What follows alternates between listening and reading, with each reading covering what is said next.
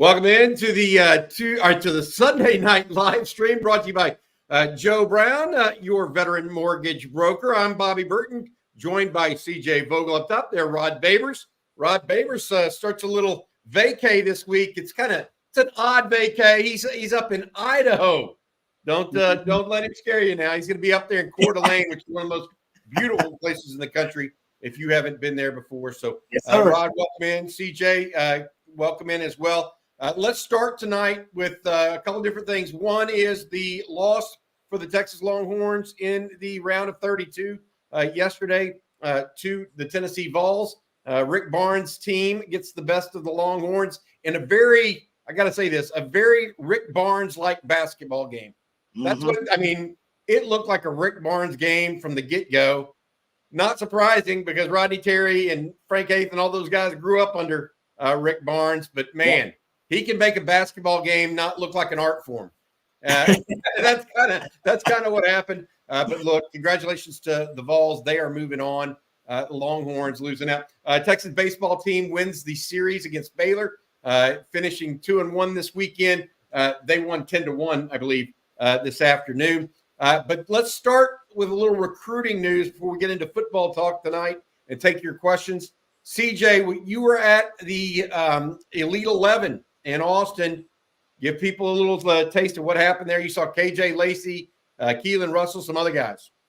Yeah, KJ Lacey's making his first of what will be 4 visits to Texas by the end of the summer. The Texas commit was really, really special today. Earned an invite to the Elite 11 finals in California later in the year. Looked really good on the run, on the move, and the drills that they have, them kind of spinning out of the pocket and throwing on the run. I really liked what I saw. On a windy day, he was able to, find precision as the day progressed and that wind picked up. The consistency in his accuracy remained the same. So I liked what I saw. I talked to him afterward. He said he's, 100% locked in. There are schools still continuing to recruit him as we expect. Oregon, Auburn, Ole Miss, 3 schools that are continuing to, see what they can do and kind of pry that door open just a little bit with KJ and the Texas Longhorns. KJ does say, he doesn't have anybody else that he is expecting to visit at the moment. That's the key part right there. So 4 visits, tomorrow being the first to go see Sarkisian, the Texas football team.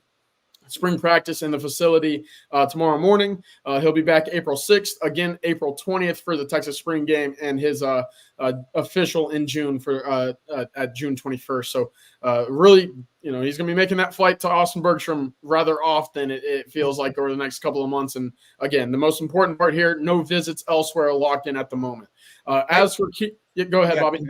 No, I was going to ask you. I want to ask, He got an invite. Anybody else get an invite that was there that you're aware of? Yeah, Kevin Sperry, the Oklahoma quarterback commit who just moved back up to Denton in the DFW area, he got an invitation as well, as did SMU commit, and what has turned into a Texas target of sorts, Kelen Russell out of Duncanville. The 3 of them were the 3 invitees to the Elite 11 finals in California. Russell had a really good day, and I thought he was one of the better passers that we saw. Big frame, 6'4" is what he said he is listed at. 181, 185 pounds. He's in that range that you'll see. You'll see that frame continue to build, but that athleticism is there. I was surprised by him throwing the ball. This was my first time seeing him in a camp setting. I haven't seen him in 7-on-7 before, but really getting that opportunity to see what he looks like in the shorts and shirts. It's a little different. For quarterbacks, you can kind of get that idea of seeing the ball kind of jump off their hand a little bit. He's got that. And so he will be back down in Austin April 20th for the Texas spring game. And, he said if Texas does come offering, that will change some things in his recruitment a little bit. That offer has yet to be extended. Texas is reaching out as of the last week to kind of get a little bit more intel on him, kind of grow that relationship a little bit. Again, if an offer does come, that will be when you start looking at things a little bit differently in that quarterback recruiting class in 2025. Until then, KJ Lacey is your guy and will be your guy in this class. Go ahead, Bobby. I was going to ask you. Let me follow up on Kelen Russell real quick. You told me before we got on air here this evening that Russell told you that if Texas goes on him, he might be a Longhorn pretty quickly. You still stand by that statement now that we're in front of God and everybody here? Yeah, I do. And Texas fans are going to hear this phrase again and sit back there and, might throw something near him if they're able to. But he did say Texas is his dream school. If that offer comes, he's going to have to certainly sit back, reevaluate where he sits in his not only pledge to SMU, but his big picture-wise recruiting. If Texas deems him as a take, he likely will be a Longhorn at the end of the day in this recruiting cycle. It'll be interesting again. I don't think Texas wants a 2-quarterback class, which is with KJ Lacey in the fold, I'd be a bit surprised if Kelen ends up getting that offer April 20th when he's down here for the spring game. CJ, I still can't get over that Earl Campbell picture in the background there. I love it. Hey, Rod Babers, I want to bring you in about talk a little basketball about last night. Before I get there, I was remiss to mention that the ladies today punched their ticket to the Sweet 16, beating Alabama 65-54. They beat them pretty handily, I thought.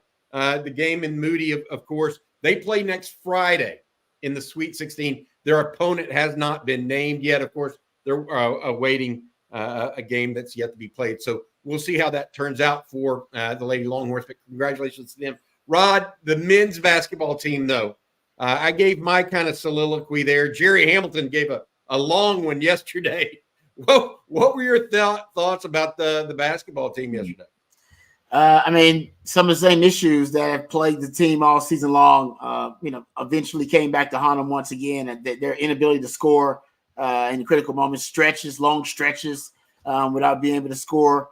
And I think just having, Dylan Dessou and Max Acemus as being your only primary creators with the basketball, I think ultimately it's just it was a losing recipe for Rodney Terry and company when you're trying to get deep into the tournament. I think they struggled with it all season long too. Just having those two guys be the only two guys that can really create offense for you and that you can create offense around. So I got to go back to the drawing board and try to get more guys who can create offense and more guys who can really score the basketball, either on their own or within the system. Because right now, with that group, they only had two guys that could really do that. Defensively, though, I love what they did in the first round. That was historically great defense. But in terms of going deep into the tournament, you got to have guys that can score the basketball, and they didn't have that many guys that can do that. And showed up against obviously Rick Barnes' team, and that's a team that prides themselves on a lot of defense. Any Rick Barnes' team.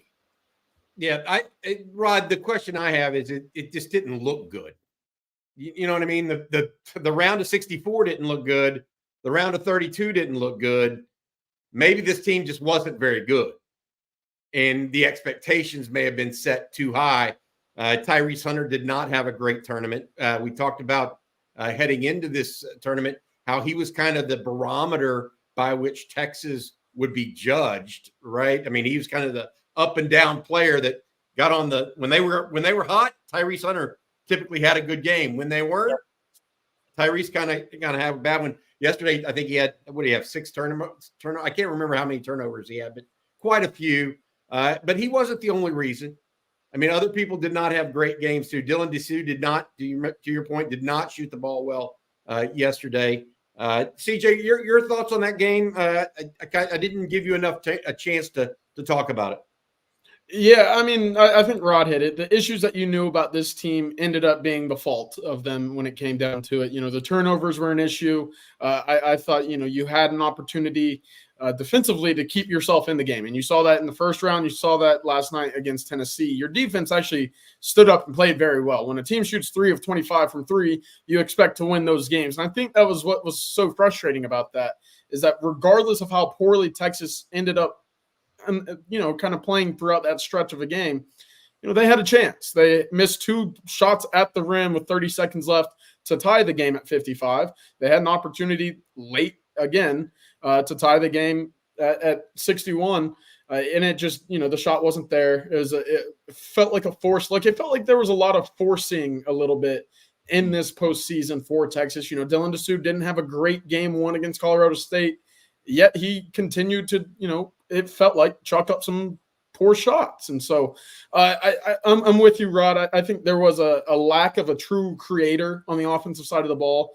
17 turnovers. If you're continually inbounding the ball with a guy that's having troubles inbounding the basketball. I think that's a bit of a malpractice as well. But to Texas's credit, they stuck around, and that was a game, like you said, it turns into a rock fight at times in the tournament, and you have to be able to win multiple ways. Texas came up a little bit short, but I mean, for all accounts, that game should have been about a 25-point deficit. So, it could have been much worse.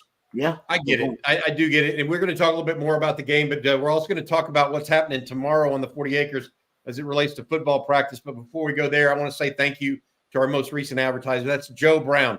Special thanks to Joe. He's your veteran mortgage professional. He's a former Navy guy. He's got 2 degrees from the University of Texas. He has decades, more than 3 decades of experience setting up people with mortgages in the state of Texas, including me. He's done mine as well.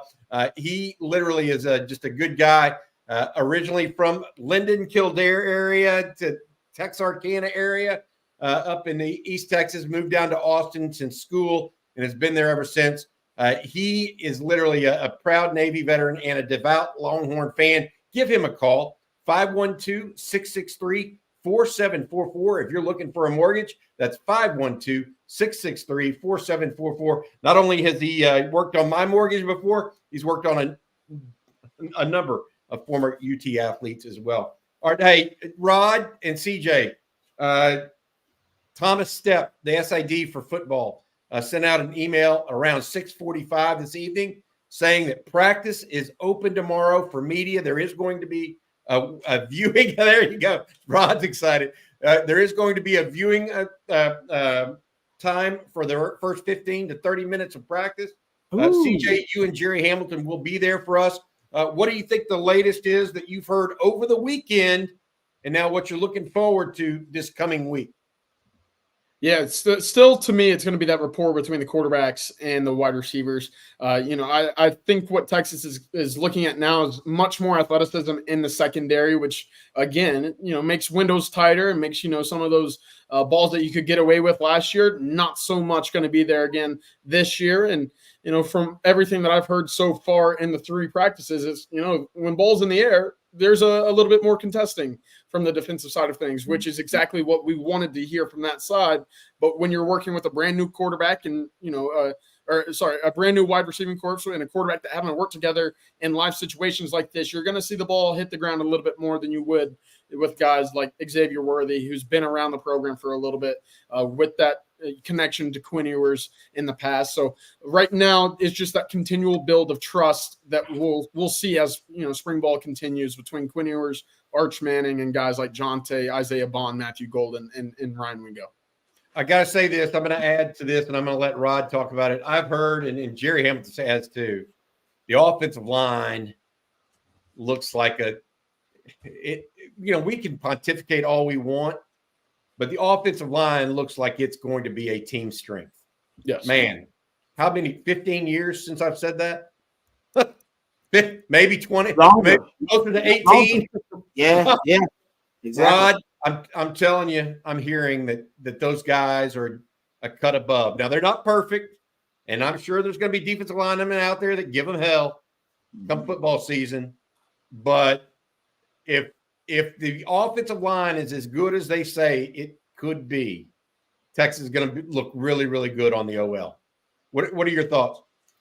I mean, if the offensive line is going to be a strength for Texas, which is something that hadn't happened in a really long time, I mean, that's because we assume that Quinn Ewers is also going to be a strength. So quarterback's going to be a strength.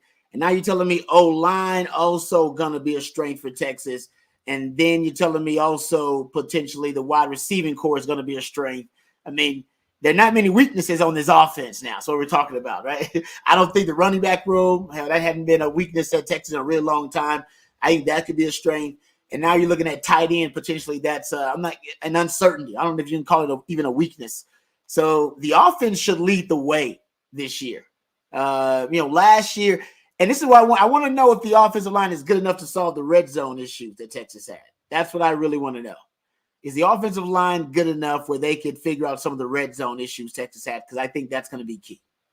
Here's the question I have, and we've heard also they may be looking at more 2 running back packages this year, or going more frequently. CJ shaking his hand. I know Rod's excited. I love it, Rod. I've been waiting on this, guys. I've been preaching it for 3 years now. More two tailback sets, guys. More two tailback sets. God bless Sark. God bless him. Well, I mean, look, you talk about red zone. Really, last year, the only way they lost was failure in the red zone. And that came against Washington at the very end. They didn't do great against Oklahoma as well and didn't finish out drives there. I think that, I look at it, and you mentioned the offensive line being a part of that. It also is going to be Quinn growing up. We've talked about this. It's going to be him getting on a better, not a better, just starting to really whistle the ball and throwing into tight windows like CJ was talking about earlier. Maybe if they have to do that more in practice, maybe that helps Quinn Ewers too, right? Rod, I want to go back to you because what CJ just mentioned is interesting to me. He talked about a little bit about how he's hearing that the balls are being contested more in practice. Okay. Texas has not had a great secondary the last several years. Okay. They've definitely had better ones. You were part of one. Okay. What does that mean to a passing game, to your own team's passing game? If your defense is being more stressful in the passing game to your offense in practice, like, does that make them stronger, you think, or realize that, it's not just going to be a walk in the park every week? I mean, what do you think that does, having better defensive backs to practice against even? Well, I think it's going to help both sides, right? If you're DBs, I remember going up against Roy Williams and B.J. Johnson, Sloan Thomas. You can cultivate your craft going against players like that. All of them very different skill sets, too, which is what I like going up against those guys. B.J. Johnson was a long strider, great in the movement routes. Roy was pretty much great at every damn thing, just a freakish elite athlete. That's why he was drafted in the first round. Sloan Thomas was great at contested catches. Not a lot of separation, but when the ball was in the air, you got to try to win a 50-50 ball against that guy. So that's what I loved about that group. And it really did. It helped me hone my craft to be able to go up against all types of different receivers. Now, obviously, it's different for these guys. They'll be learning different things from this group of receivers. My point is, you have such a diverse group. You have such a wide-ranging, deep group of receivers that, when you're doing one-on-ones, I used to basically, as a senior and a junior, I would pull rank on some of the young DBs. Roy Williams goes up there. I'm like, hey, man, guys, I'm only going up against Roy Williams. That's the guy I'm going up against. So if y'all got a rep coming around, I might go, back to back. If I end up going up against BJ, I'm like, hey, I want that Roy Williams rep though. That's the rep I really wanted, right? So because I wanted to get better at my craft with these guys, and with the amount of depth they have, I don't even know if you really need to do that. Because that, and nothing against B.J. Johnson, Sloan Thomas, but and Tony Jeffrey and those guys, but Roy was a different breed. We all agree, physically, right? That's why he was drafted in the first round. The depth at wide receiver here, man, they had so much depth that they're going to be able to churn out quality reps in one-on-one, quality reps, and Sark is even talking about it when they're doing team and they're dividing up the teams into three different groups and working all the different fields and getting reps in. If you can stack the roster the way he's doing at one position, and then you can get quality reps, even with the third team guys going up against other third team guys, and you got the DB room stacked with young DBs, so those third team guys are going to be like your Kobe Blacks of the world, guys like that, maybe. All right, you're talking about some of the young bucks you're just bringing in. That group of receivers will be what? But Livingstone, he'll be in that group. Livingstone, right? Aaron Butler, and Ryan Wingo are the two that right now people are talking about.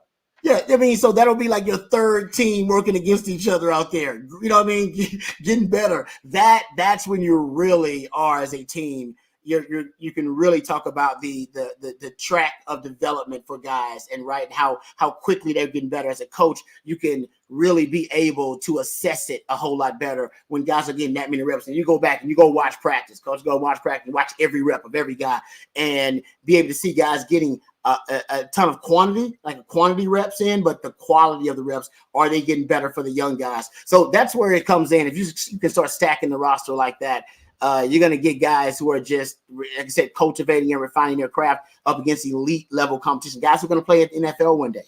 And that was that's the only reason I was like trying to stalk those Roy Williams reps. I'm like, man, this guy's playing the league. I've been told by Coach Akina, like, that guy's a first round pick. It's like, man, how many first round picks do I get to go up against? And so that's what it is. Like, how many first round picks did you get to go against in practice last year? A.D. Mitchell and Xavier Worthy. You had 2 of them. You got 2, dude. If you had great reps against those guys, you did be pulling that out against NFL scouts. Like, hey, watch this rep I had against this first round receiver, A.D. Mitchell, the fastest guy ever at the combine, Xavier Worthy. Watch how I put these hands on that dude at practice. Like, those young DBs, honestly, the young DBs now, honestly, the lessons they learned just from last season going up against 2 NFL wide receivers, you can't quantify it, can't put a price on it. Can't put a price on it. That's why if that group doesn't take a huge step this year, I'd be highly disappointed. Highly disappointed. You actually think the defense will benefit from what they saw last year? So Manny Muhammad, Terrence Brooks, Jahdae Barron, since they saw 2 first-round potential wide receivers last year, they'll benefit from going up against the new guys this year. I wanted to flip that on you, though, Rod. How much does it help Quinn Ewers and those receivers to go up against better DBs as well, more experienced DBs?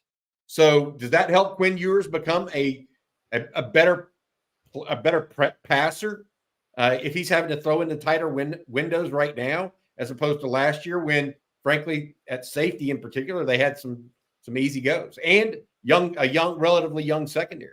Yeah, I totally agree. I think all around, right? I think iron sharpens iron. Right? So all around, I think you got the entire passing game, whether you're talking about the defending of the passing game or you're talking about the passing game on offense. I think everybody gets better when you start upping the level of competition, up in the talent level. And that's what Texas is doing right now. Talent level is really high and the competition level is really high.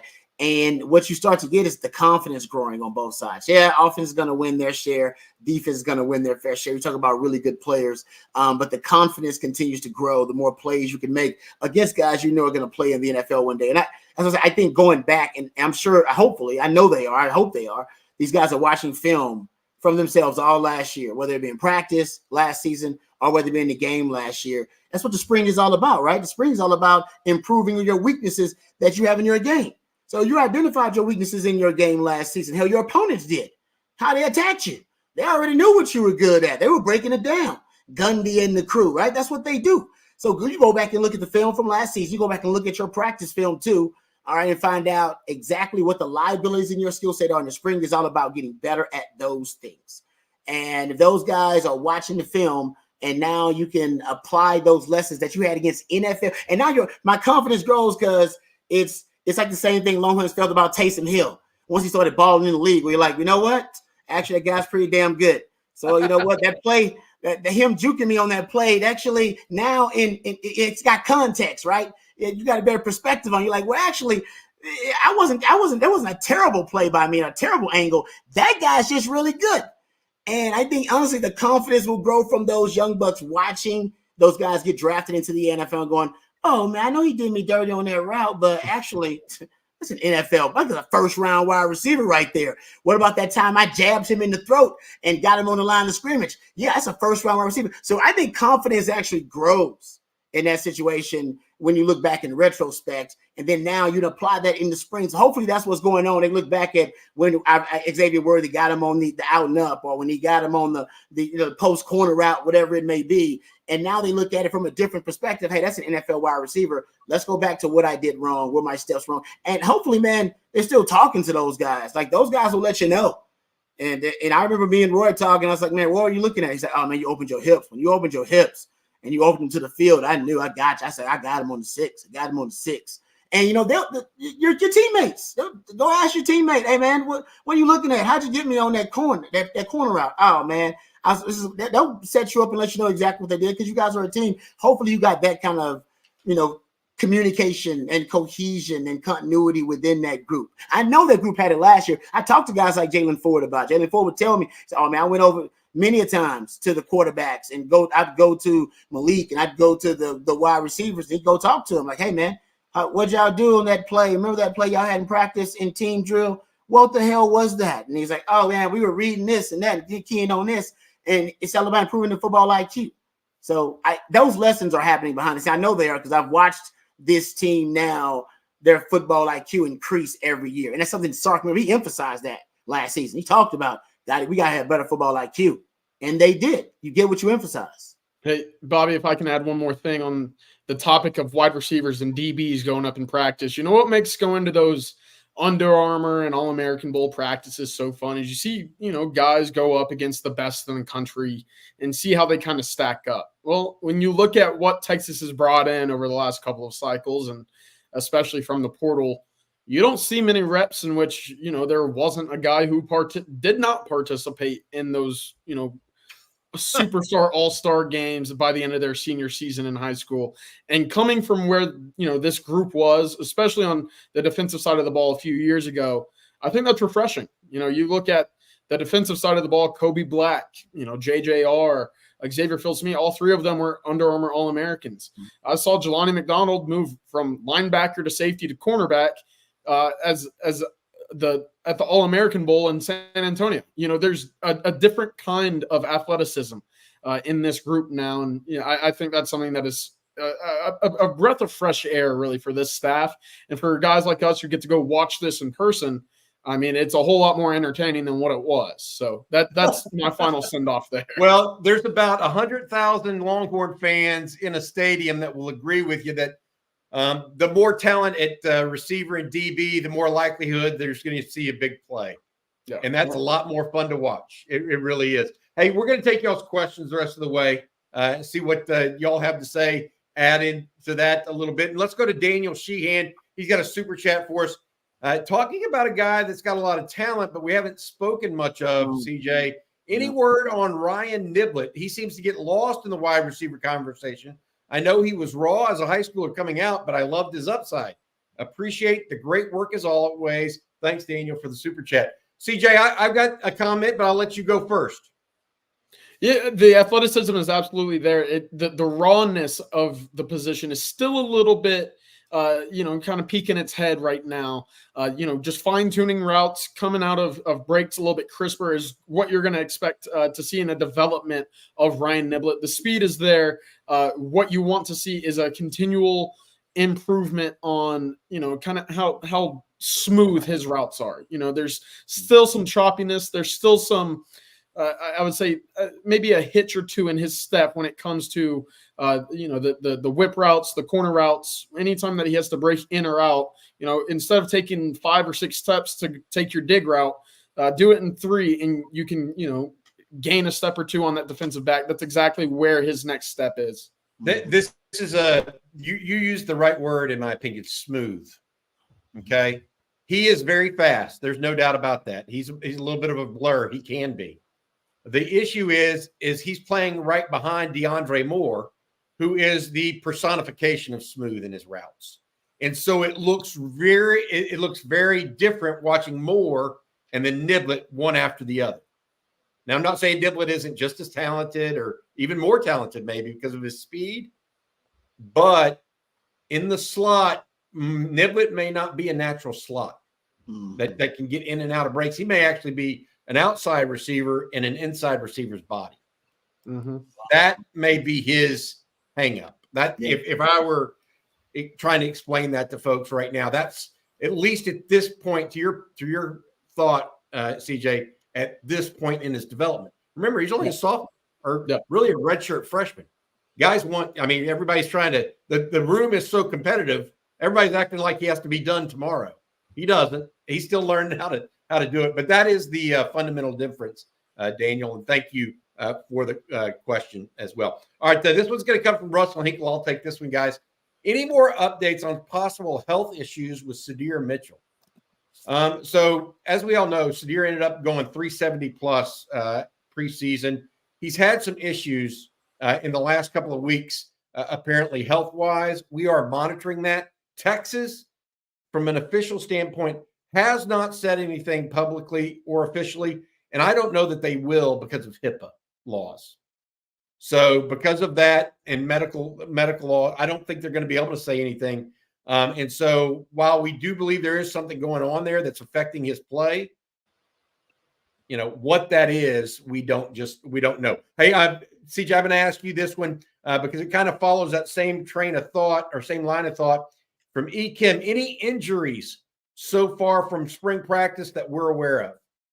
None serious that I'm aware of, and that's great. Texas went through their first day of a full padded practice on Saturday in front of a ton of high school coaches in town for the coaches convention with Sean McVay, the keynote speaker there. A lot of coaches filled in at practice around the facility, kind of just hanging out around Austin as well. I will note, I was told that Colton Vosick actually was getting looked at a little bit by the training staff. I was not told what that reason was, where they were looking, but he was away from the team during the live, team portion of the practice towards the end of the day Saturday. So something to monitor. I don't think it's anything too serious, but with Vosick, a guy who's had injury history in the past, it's certainly a bit concerning.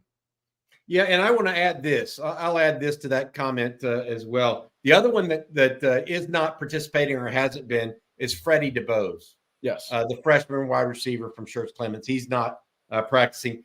Has there been something that happened on Saturday that we haven't picked up on yet or don't know about quite yet? Potentially, but we'll find out more tomorrow. As I mentioned earlier, about 30 minutes or about 10, 15 minutes ago, Texas has its next open media window tomorrow at 9 a.m.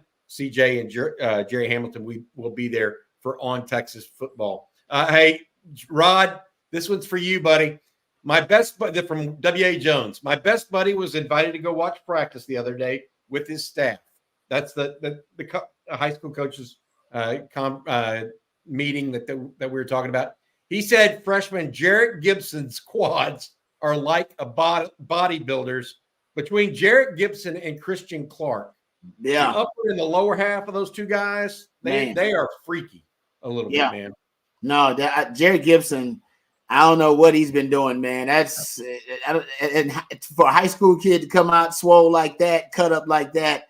He been to prison for a little minute. I mean, he's coming out like he had nothing else to do but lift. So yeah, man, they making them different these days. And I saw Christian Clark styles too. I thought the picture that you got, I believe Jerry Hamilton had the picture. Yeah. That for a freshman, that's ridiculous. I mean, a freshman with that's natural too, but you can't be lift. He ain't had time to lift like that, man. This got to be natural. I got to see his pops, man, and moms to see where he get thighs like that, man. That's you got to get his jeans specially made with thighs like that. I would say its calves aren't far behind, by the way. Yeah, all jeans are skinny tight jeans with that, Rod. Exactly. What did you say, CJ? All jeans for Jarrett Gibson are those skinny tight jeans that just kind of hug the leg as they go down. I understand that. Oh, all right. Hey, this is the Sunday night live stream brought to you by Joe Brown, veteran mortgage broker. We appreciate Joe and his sponsorship of the Sunday night live stream. Thank you very much. Joe's been providing mortgages in Austin for and around Texas for more than 3 decades. In fact, he was the mortgage broker for myself in my very first ever home purchase more than 25 years ago now. That's a long time, guys. Joe's also a proud Navy veteran, has 2 degrees from Texas, and a devout Longhorn fan. Give him a call, 512-663-4744. If you're looking for a mortgage, that's 512-663-4744. Somebody with a big financial decision like that, you want to be able to put your trust in them and know that they have a lot of experience, and that is absolutely what Joe Brown has. All right, we got a couple of more questions. CJ, I'm going to go to you, and this is from Todd Lacey. He's saying, I saw Byron Washington committed to Syracuse. What's up with that? Never saw that coming. Thought he was a lean to Texas. I want to put this in perspective, and not everybody's going to remember every recruit's name, but Byron Washington is the big offensive lineman that made national news because a picture is worth 1,000 words. He was 380, and the team that he was blocking against was 180 in that picture that made the USA Today. And everybody's like, oh, this is the definition of a big human. But frankly, it's my understanding, CJ, that he wasn't necessarily, even though he had an offer from Texas, he wasn't necessarily prioritized by Texas. Is that where that recruitment went, in your opinion? Yeah, you hit it. I mean, the definition of a big human, I would argue he was too much of a big human. And I think that was the reason why you saw communication kind of fall off with Texas and Byron Washington. Again, 380 is what he's listed at, but you could probably say anything north of that and probably a little bit more accurate with his actual height and weight. Again, he's a talented prospect. There's going to be a lot of work to get his lower body right. That's a whole lot of weight to move. The athleticism, kind of growing into his body, as you will. There's still work to do on the left at the tackle position, and going into the SEC, as strong as you want to be, you still need to have that athleticism and speed to handle the edge rushers that you'll be facing on a week in and week out basis there. So I think Texas fans early in the fall saw Byron Washington in communication, especially coming off of his visit in July, in which he said, Texas is one of those schools that I could certainly see myself playing at. One of the few schools that is really, really taking a liking to his play early on. That was in July. Things kind of change. You go out and you see them again, see how the body develops. And in this case, I think he got a little too big and didn't see that cut weight that you expected as the season progressed. And Texas moved on to guys like Jonte Newman, Jackson Christian, the Coleman brothers. There's plenty that are coming in June, and that communication just kind of halted. I think Jerry Hamilton said there's 10 offensive linemen scheduled for visits in June. Yep. So they're not, even though Byron Washington may have been leaning to Texas in some viewpoint, I don't think Texas is worried about that position at this point. Cody Vincent, real quick, has the spring game start time been announced? Yes, 1 p.m. is the start time for the guys on April 20th. That's going to be Saturday, April 20th at 1 o'clock at DKR. All right, CJ, this one's for you, but I want to get Rod's take on this too, because it's kind of interesting. This from David Williams. There's no certainty regarding recruits. We all agree with that. But considering how effectively Coach Sarkisian recruits and develops quarterbacks, do you think recruiting and accepting the commitment of 2 quarterbacks is actually practical? Either of you guys want to take that? Are 2 quarterbacks practical this day and age? I think it is. I think that sometimes you're going to have to, I mean, Texas saw it recently with, Casey Thompson, Hudson Clark. You just have to. Or was that Cam Rising at the time? It's Cam Rising and Casey Thompson, who both, I think, are still playing college football. Yeah, by the way. Crazy, huh? So you have to at times. You never know when depth truly hits you at a quarterback position, whether it be a guy going to the NFL, a guy hitting the portal, a guy injuring or retiring. That happens. And at the quarterback position, that's not a spot you want to test luck and fate when it comes to how many pieces that you feel comfortable with going into a season. So at times you're going to have to take 2. Right now, with Texas, the way that they've been recruiting it, it's probably going to be a little tougher to come in and say, all right, you can battle with the guy in your class, but you're also going to have to battle with a guy that's going to be very highly ranked, several classes above you or previously right above you. And so that's going to kind of be the biggest issue I see when it comes to recruiting 2 guys. But hey, when you have a guy like Trey Owens in the mix, kind of developing at the moment behind Arch Manning, a guy that was number 1 in his class, you can have that time to sit there and develop quarterbacks and wait until they're fully ready to get on the field. It's not often that you see a 2 quarterback class, but again, when you're running low on numbers, you can't go in there thinking this is now going to be a position that we can just roll the dice with. Got it. Yeah, I think you can do it. I agree with CJ. You should do it sometimes. It's you can never have too many quarterbacks, honestly, man. And I think these days, considering the quarterback blue chip transfer rate is hovering around 65%, somewhere around there. I mean, it's not necessarily a bad thing to load up on quarterbacks. I don't think you'd ever have too many of them. Yeah, the only question I have is whether not whether it's prudent, because I think that's dictated by your roster, right? I mean, it's whether or not it actually would work and what it does to your next group of quarterbacks or quarterback, right? Because it quarterback is one of those positions that it does impact the people behind him, right? And so it's one thing for a newcomer to be fighting against 1 quarterback, but 2 quarterbacks or 3 quarterbacks, so a little bit different and could be taken a little differently as well. All right, a couple other questions I have here. We're going to get to y'all's super chats next. Let's go first with Justin Yarbrough. Rod, how will Michael Taffy look in the SEC versus the Big 12? That's a fair question, right? After his interview on Third and Longhorn, I can't help but think he'll find his way to the NFL. That's a big statement right there for a guy that physically doesn't look like he belongs in college football sometimes, much less the NFL. Now, I'm not saying he's not a valuable member of the team, because based on CJ's report on Saturday, Taff and Derek Williams are the starters early on at safety right now, with Jelani McDonald and Andrew Makuba as backups. But what do you think about Taff moving from the Big 12 to the SEC, Rod?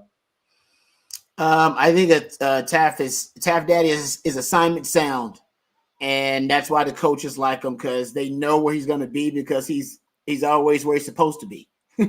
And there are often times where he, as a safety, he oftentimes has kept a lot of plays from blowing up, because he operates within the structure of the defense and tries to plug holes within the defense at times that actually are not his responsibility. But the coaches appreciate that. And that's why, even though people are upset about Taff Daddy's lack of high-end athleticism, however you want to put it, he's so assignment sound that the coaches, in terms of just overall busts in coverage, busts in responsibility, breakdowns in, kind of technique, and, just your alignment and your assignment, he has probably some of the fewest, if not the fewest, in the secondary, and he gets a lot of reps. So I think ultimately that's why the coaches love him. And I think that's why you got him right now as the starter and he'll be in the rotation. They're going to rotate guys. So he's going to be a rotational guy. How do I think he transfers to the SEC? I think he'll be fine. I mean, he'll have more familiarity with the system. So he'll be a guy that's playing at a faster rate. He'll be playing at a faster speed too, because he'll be more comfortable. He's playing more confident too. And I think that's what he gained from last season. Now he believes.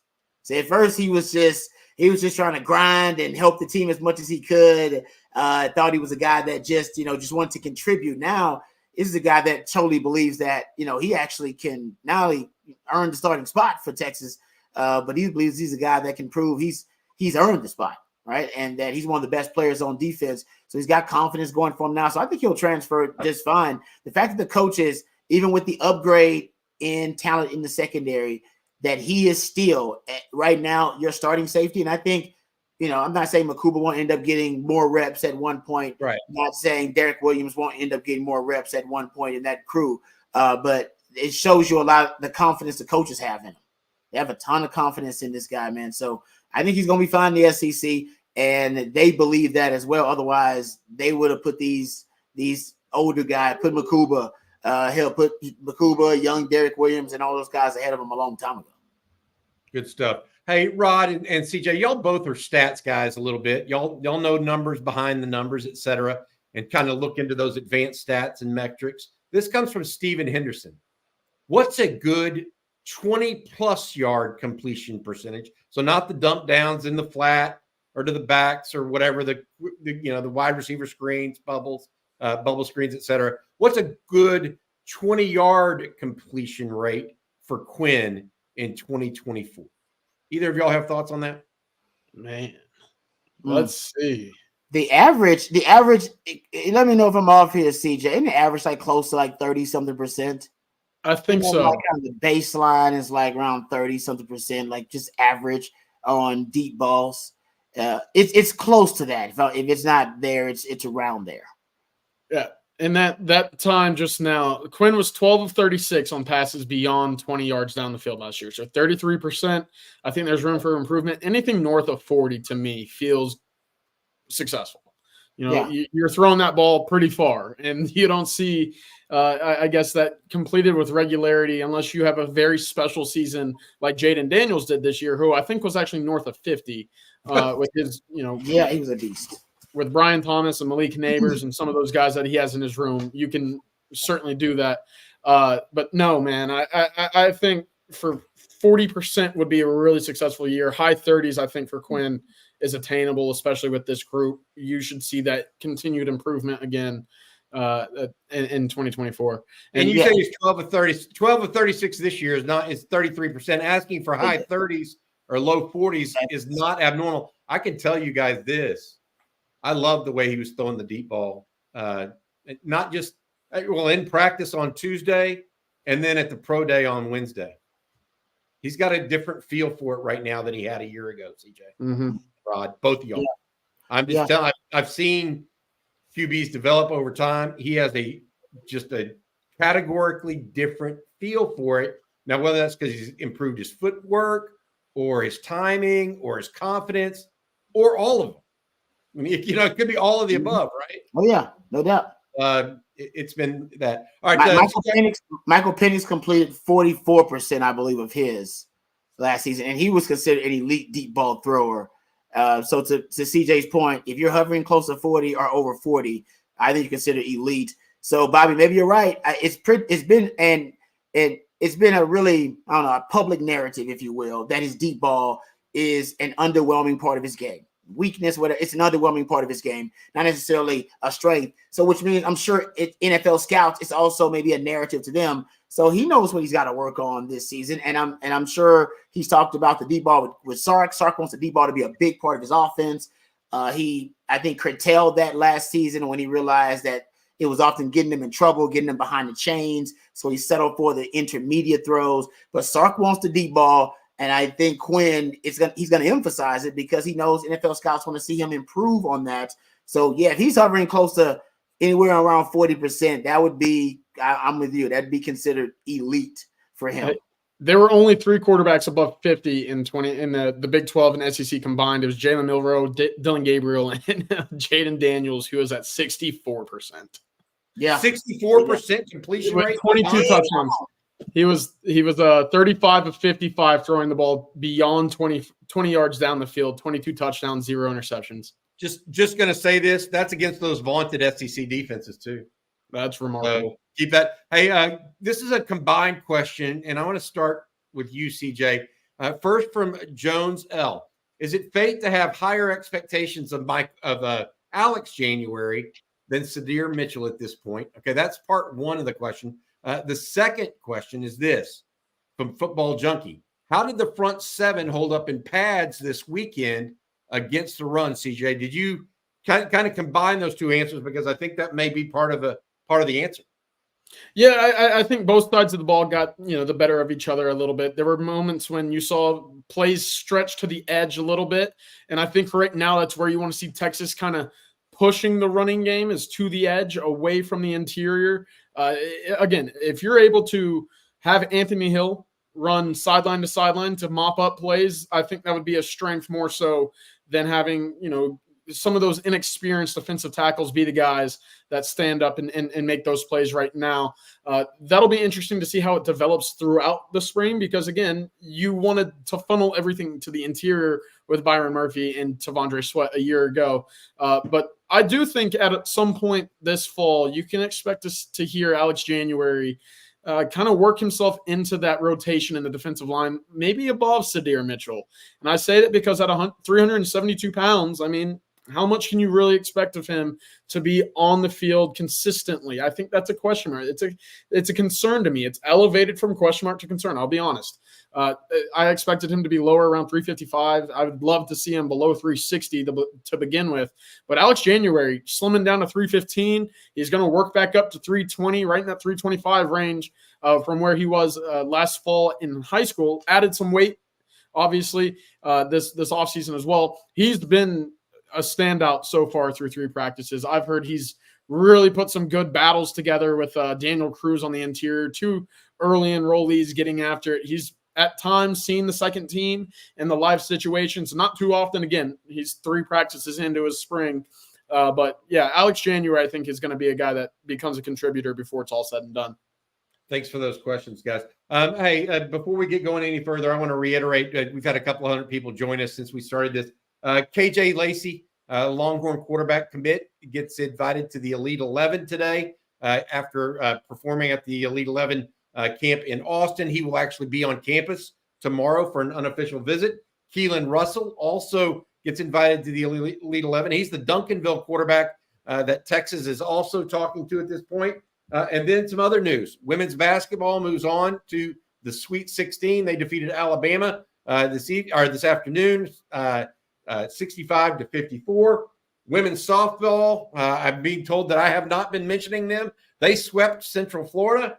Good for them. Men's baseball took the series from Baylor 2-1 with a 10-1 win this afternoon. One last thing, the women's swimming and diving team at the University of Texas finished second in the country earlier today. That is the 65th time that a University of Texas team has finished number 2 in the country in a sport.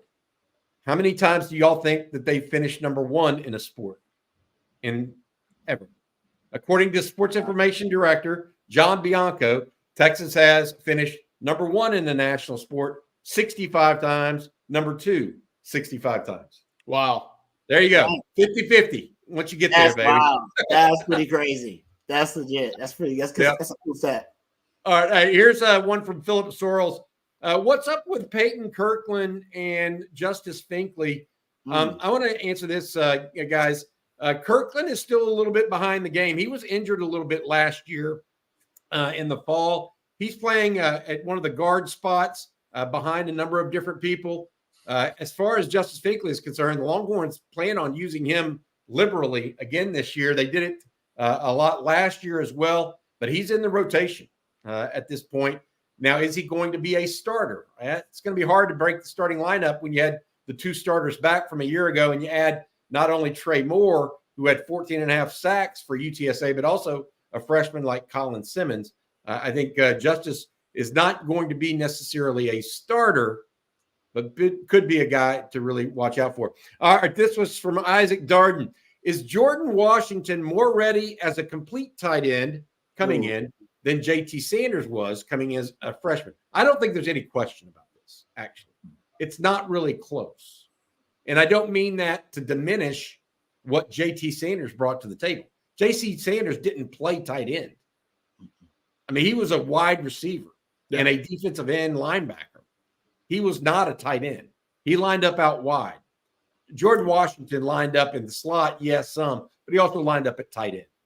Now, that doesn't mean that Jordan Washington is a better tight end than JT Sanders or a better prospect than JT Sanders, et cetera. The one thing about JT Sanders that I will say is he doesn't have to break stride when he's catching a football.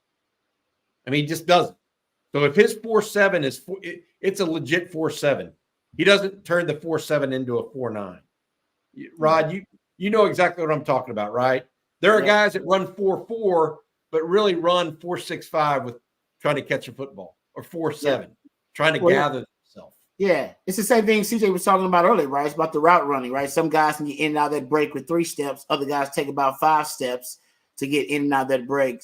Some guys accelerate, decelerate really well, but you're talking about that. That's it. To me, that's his body control, being able to contort his body and still keep his stride while adjusting to the football in mid-stride. Well, most guys can't do that. That's going to affect their stride when they're adjusting football. And now with him, he's able to do that. And I know I can think of like 2 or 3 plays right now where he did it, where he's able to adjust, have that body control to adjust and contort his body, but still keep his stride. And that's why Quinn loved him, actually. I mean, he was one of Quinn's favorite targets, and Quinn would hit him in stride on some of those seam throws down the middle, and he knew exactly where to put the football because you can kind of put it anywhere in him because he's got a great catch radius too. So yeah, I mean he's got a combination of different traits that made him a very dangerous tight end.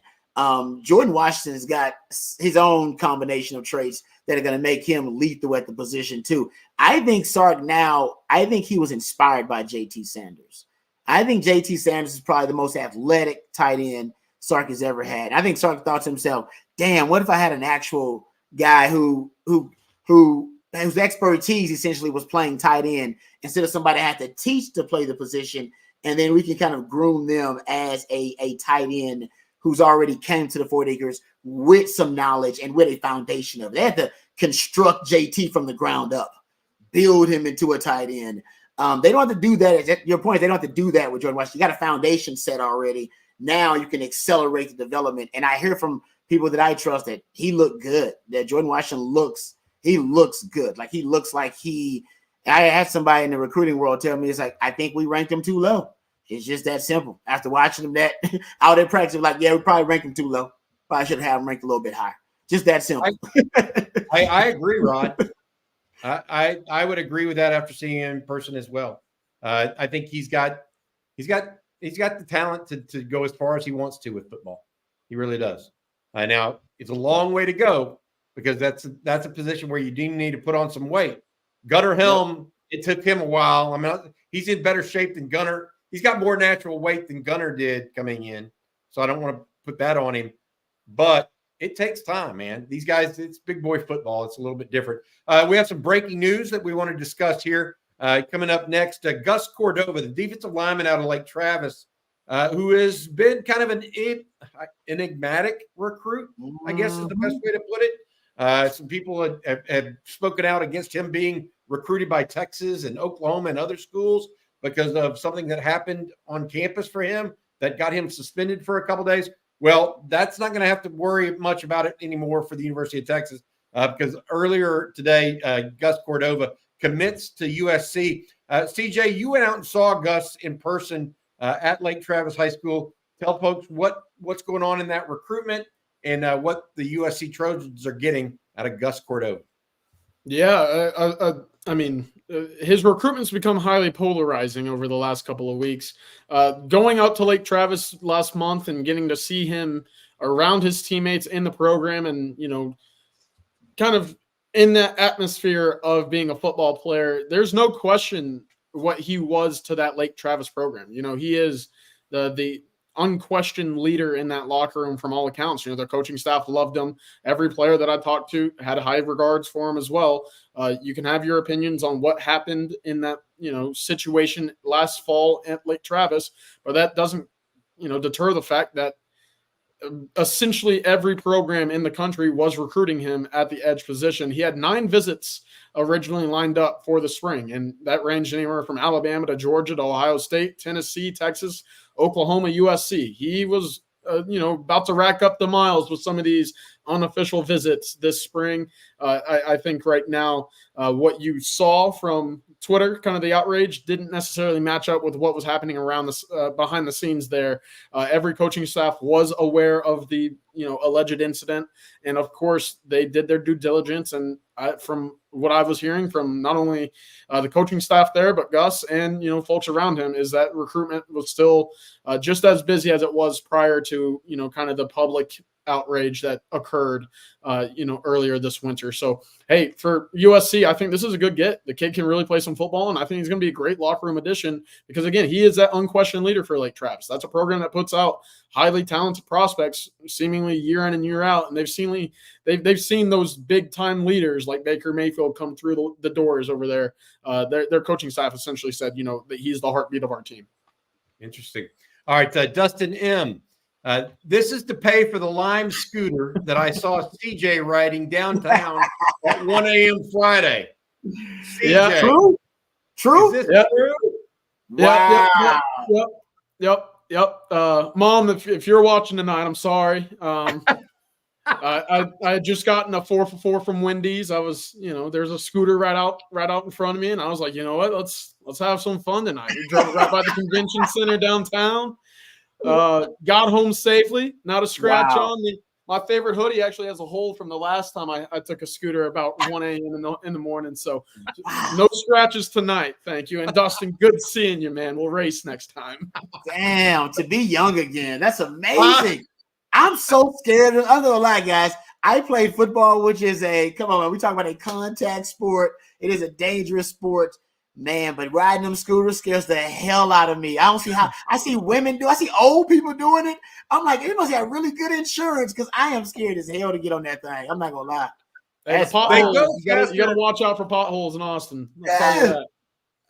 They go faster than you realize. That's the biggest thing. I mean, those things that go, they get going a little bit. All right, this is David. If Texas runs the pony package, we were talking about this earlier, and the 12 personnel package, that means more 2 wide receivers. If that's the case, which 2 wide receivers will be on the field, number of reps will drop, I would assume. Yeah, obviously they drop, but the pony package doesn't necessarily mean that you're going to go with 2 tight ends either.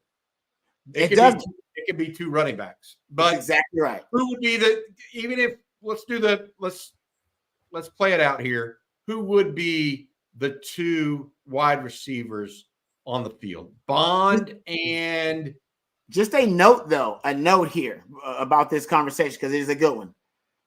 Sark loved Jay Witt's blocking ability. Remember, he called him the best blocking wide receiver in the Big 12. He would often run that pony package and go look. Sometimes he put Jay Witt in there because he wanted to block him. He's like, I want somebody to go block on this play. And sometimes he would run 12 personnel and put Jay Witt in there at times because he wanted the blocking ability because he's like, nah, we're going to run the rock. So just keeping that in mind, I don't know who the best blocking wide receiver is either. We don't know that. Who is that? Don't, and this isn't something that you learn very quickly at the wide receiver spot. You know, a lot of these guys shy away from contact, Rod. I'm sure you know that firsthand. You see them coming across the middle. They might get those alligator arms if they've been licked once before. But like a guy like A.D. Mitchell, who for all accounts was a tremendous talent. Those first 3 or 4 weeks as a Texas Longhorn, he wasn't a great blocker. And some guys just don't want to do it, and that's part of who they are as a football player. With this group right now, it's a big question mark because you don't have necessarily that big, imposing physical presence at the wide receiver spot. A lot of these guys are kind of that slimmed down, sleek guy that you can see, really have that wiggle in their game. That's kind of the wide receiver that Sark likes. What's going to be that physicalness? I'm sure these guys, I'm sure Jonte Cook, there's probably a single-digit number of times in his high school days where he was asked to be the lead blocker for somebody else. And at DeSoto, more times than not, that ball is going to him so that he can work, right? He's not going to be that guy up there blocking just because that's not what he's been asked to do. So that's going to be the next step for this group to play unselfishly and play willingly to go block for all these guys because the screen game is not going to disappear from Sarkisian's scheme. That's a big part of it. It always will be. It always will be. I mean, we're going to have to really answer some questions this spring to see who steps up to be that lead guy to stay on the field in that pony package, like you said, Rod. So right now I'd go with Bond. I think Bond will be that guy that in that package for sure, just because I think he's kind of your all-around threat. I wouldn't be surprised if it is. I mean, maybe Jonte Cook is that guy. Maybe, maybe it is DeAndre Moore because maybe it's a bigger guy. Maybe it's a Ryan Wingo in that package sometimes because you like his size. Came to mind. Yeah. So exactly. I mean, I don't know. I think the blocking is going to play a big role in it. But going back to what Bobby mentioned, your pony package, it has been more 21 just because Sark never wanted to take JT off the field, and I think we all know why. All right. You could see him go with 20 here. Now he still likes these tight ends, but he could go with 20, which is his 2 back 0 tight ends and have his 3 wide receivers out there. He could do that as well. So just keep that in mind when you're throwing out the pony or the 12 personnel too. I mean, Sark, he's been going with that 6-0 line package, some of that big 11, big 12 sometimes too. So I'm not saying he's going to get rid of the tight end at all. He likes his tight ends, but his tight ends right now, they're not the combination of elite traits that you had with JT Sanders. I think you're going to moneyball it now with different players. And I don't know which one is a better blocker, Nye Black or Gunnar Helm, assuming it's Gunnar Helm. But I mean, at that point, I don't know if you're going to have Nye Black out there. Is he going to be a liability as a blocker too? Like that's going to play a role in how much Sark uses that 12 personnel and the pony is how good these guys at blocking. Because last year, I'll admit Jay Witt was one of the best blockers out there. Honestly, and JT Sanders, although he wasn't great at executing blocks, he was a willing blocker. Like he wanted to block. He had the great attitude and effort about blocking. As CJ mentioned, A.D. Mitchell came in and didn't have the attitude, the effort even when they're blocking, and he had to get that. So I'm just saying I don't know where they stand right now in terms of blocking on the outside and the perimeter. I don't really know that. A.D. Mitchell had some bullfighter type blocking with Ole. that was A.D. Mitchell early last season. He did get better though, and actually helped spring some big runs later in the season. I want to say thanks one last time before we get going to our 2 final questions here. Thank you to Joe Brown. Joe has been providing mortgages in Austin and around the state of Texas for more than 3 decades. In fact, he was the mortgage broker for myself more than 25 years ago. He has the experience you need. He's also a proud Navy veteran, as well as a devout Longhorn fan, has 2 degrees from the University of Texas. Give him a call, 512-663-4744. If you're looking for a mortgage, that's Joe Brown at 512-663-4744. Thank you, Joe, for your sponsorship of the Sunday night live stream here on Texas football. Hey, guys, a couple other questions that are coming out. CJ, I need to ask you about what you're looking forward to this week from practice. Tomorrow morning, you'll be at practice. There'll be an open media availability. What are a couple of the things you're looking forward to this week? I want to see what that linebacker rotation looks like. You know, we've all talked about Anthony Hill being that guy in the middle of the defense. Who joins him? You know, and what's that second group looking like? Can you see Darian Gillette make a move?